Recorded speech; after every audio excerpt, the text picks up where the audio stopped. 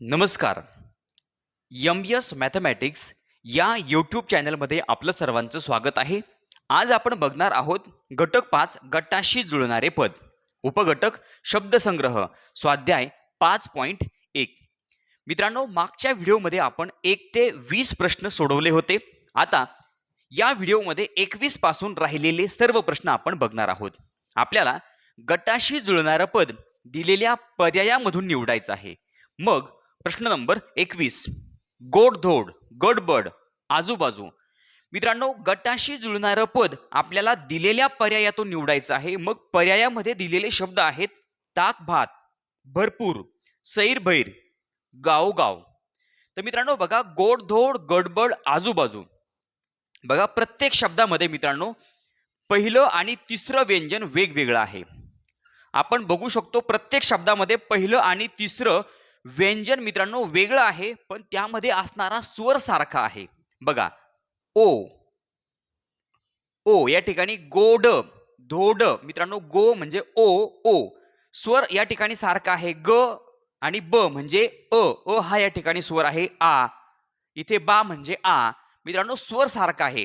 म्हणजे प्रत्येक शब्दामध्ये पहिलं आणि तिसरं व्यंजन मित्रांनो वेगवेगळं आहे, पण त्यामध्ये असणारा स्वर सारखा आहे. आणि दुसरं आणि चौथं अक्षर सारखं आहे. मित्रांनो बघा, ड ड हे दुसरं आणि चौथं प्रत्येक शब्दामध्ये असणारं दुसरं आणि चौथं अक्षर सारखं आहे. जू जू. मग मित्रांनो, यासारखाच शब्द आपल्याला दिलेल्या पर्यायातून निवडायचा आहे. 21व्या प्रश्नाचं उत्तर आहे पर्याय क्रमांक 3, सैर भैर. मित्रांनो, 21व्या प्रश्नाचं उत्तर सैर भैर. या शब्दामध्ये सुद्धा पहिलं आणि तिसरं व्यंजन वेगवेगळं आहे, स्वर समान आहे. आणि दुसरं आणि चौथं सैर भैर म्हणजे मित्रांनो र र दुसरं आणि चौथं अक्षर सारखं आहे. म्हणून 21व्या प्रश्नाचं उत्तर पर्याय क्रमांक 3. यानंतर आहे प्रश्न नंबर 22, कांदा, लसूण, आले. मित्रांनो, कांदा, लसूण, आले हे जमिनीखाली वाढणारे खोड आहे. बघा, कांदा असेल, लसूण असेल, आलं असेल, हे जमिनीखाली वाढणारं खोड आहे. मग पर्यायामध्ये गटाशी जुळणारा शब्द कोणता आहे? तर मित्रांनो, रताळे, मुळा, बीट आणि बटाटा.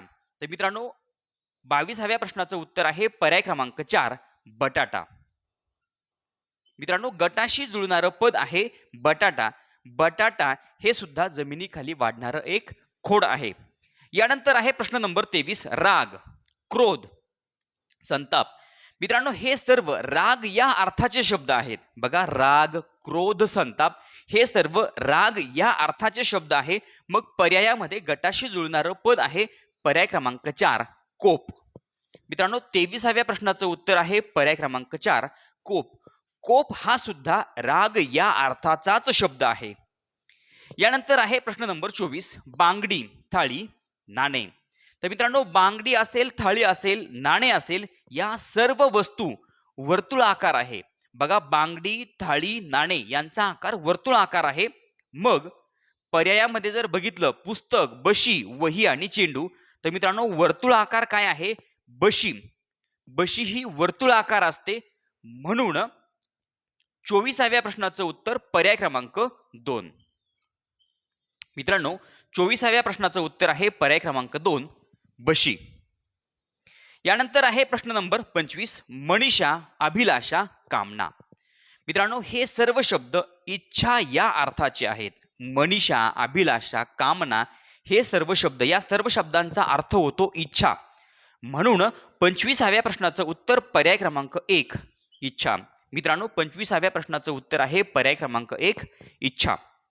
यानंतर आहे प्रश्न नंबर 26, आठवडा, पंधरवडा आणि महिना. मित्रांनो, आठवडा, पंधरवडा, महिना हे सर्व शब्द कालमापनाची एकके आहेत. मित्रांनो, आठवडा, पंधरवडा आणि महिना हे कालमापनाची एकके आहेत. मग गटाशी जुळणारं पद आहे पर्याय क्रमांक 4, वर्ष. मित्रांनो, बुधवार, दिनदर्शिका, दैनिक आणि वर्ष यामध्ये कालमापनाचं एकक कोणतं असेल तर ते आहे पर्याय क्रमांक 4. म्हणून 26व्या प्रश्नाचं उत्तर आहे पर्याय क्रमांक 4, वर्ष. यानंतर आहे प्रश्न नंबर 27, डोळे, नाक, कान. मित्रांनो, डोळे, नाक, कान, जीभ आणि त्वचा हे आहेत आपले ज्ञानेंद्रिय.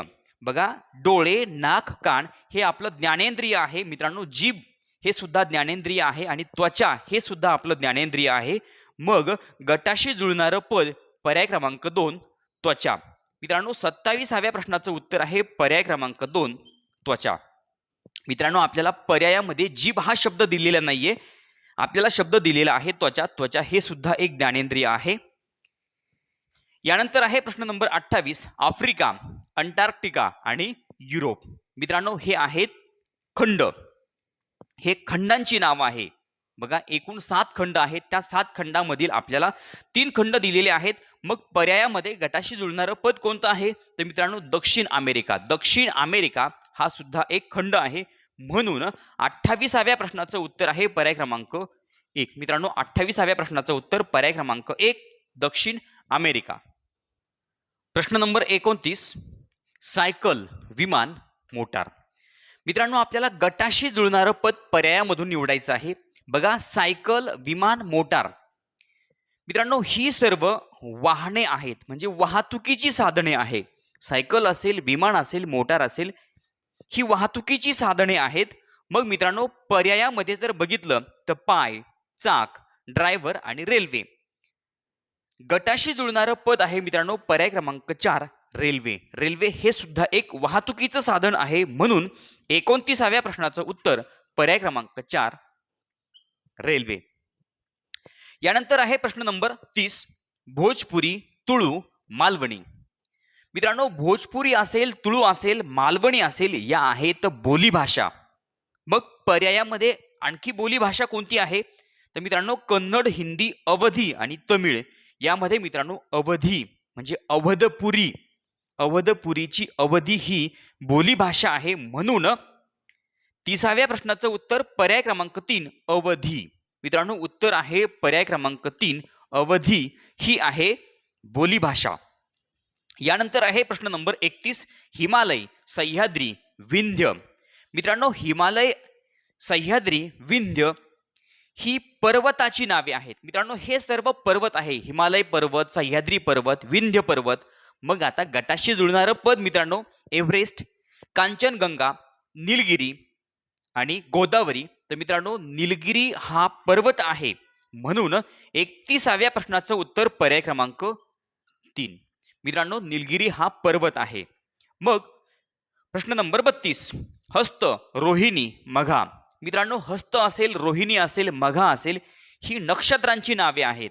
मग स्वाती, मेष, शरद आणि मीन. मित्रांनो यामध्ये स्वाती हे नक्षत्र आहे. म्हणजे 32व्या प्रश्नाचं उत्तर पर्याय क्रमांक 1. मित्रांनो हस्त, रोहिणी, मघा हे नक्षत्र आहे आणि स्वाती हे सुद्धा नक्षत्र आहे. म्हणून गटाशी जुळणारं पद पर्याय क्रमांक 1. यानंतर आहे प्रश्न नंबर 33. हेमंत, वसंत आणि शरद. मित्रांनो हेमंत, वसंत आणि शरद हे ऋतू आहेत. ही ऋतूंची नावे आहे. मग मित्रांनो पर्यायामध्ये बघितलं तर अनंत, शिशिर, चैत्र आणि अश्विन. मित्रांनो पर्यायामध्ये ऋतूचं नाव कोणतं आहे तर शिशिर. शिशिर हा ऋतू आहे. म्हणून 33व्या प्रश्नाचं उत्तर पर्याय क्रमांक 2. मित्रांनो 33व्या प्रश्नामध्ये गटाशी जुळणारं पद आहे शिशिर. शिशिर हा ऋतू आहे. आणि मित्रांनो सर्वात शेवटी प्रश्न नंबर 34. जंजिरा, सिंधुदुर्ग आणि पद्मदुर्ग. मित्रांनो जंजिरा, सिंधुदुर्ग, पद्मदुर्ग हे जलदुर्ग आहेत. मग मित्रांनो या प्रश्नाचं उत्तर काय आहे ते तुम्ही मला कमेंट बॉक्समध्ये सांगा. मित्रांनो हे सर्व किल्ले पाण्यामध्ये असणारे किल्ले आहेत. जे किल्ले पाण्यामध्ये असतात त्याला आपण जलदुर्ग म्हणतो. मग मित्रांनो गटाशी जुळणारं पद कोणतं आहे ते तुम्ही मला पर्यायामध्ये निवडून कमेंट बॉक्समध्ये सांगा.